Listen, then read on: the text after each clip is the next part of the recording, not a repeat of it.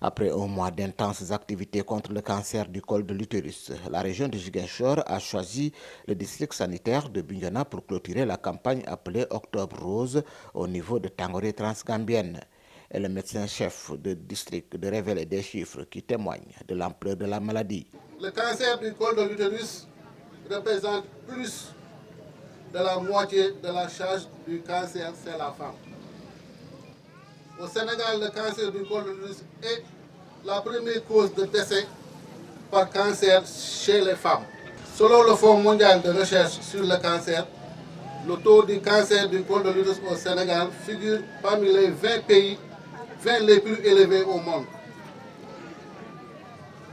Malheureusement, entre 60 et 70% des femmes sont diagnostiquées à un stade avancé de la maladie. C'est pour cette raison que des partenaires comme Amref Earth Africa s'engagent aux côtés de l'État du Sénégal pour combattre la maladie. Cette initiative du ministère de la Santé de faire du mois d'octobre de chaque année un mois d'intense sensibilisation, de dépistage, de vaccination, etc. Amref est allé auprès du ministère de la Santé pour soutenir ces efforts dans le cadre de la lutte contre le cancer du col de l'utérus. Cependant, des moyens existent pour barrer la route au cancer du col de l'utérus. Combiné au dépistage régulier des lésions précancéreuses et le traitement chez les femmes les plus de 30 ans, la vaccination constitue un outil essentiel pour la prévention.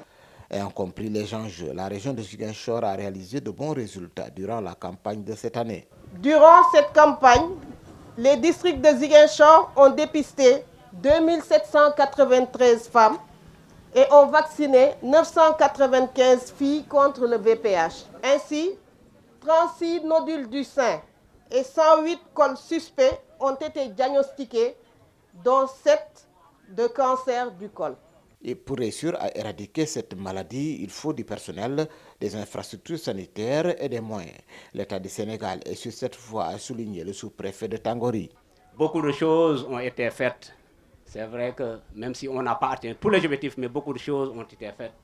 Donc, dans l'augmentation du personnel de la santé, l'amélioration des conditions de travail des agents de la santé, mais aussi dans la construction d'hôpitaux, dans la construction de postes de santé, donc dans les coins les plus reculés. Il faut signaler que selon des chiffres rendus publics à l'occasion de cette cérémonie, plus de 1800 cas de cancer du col de l'utérus sont enregistrés chaque année au Sénégal.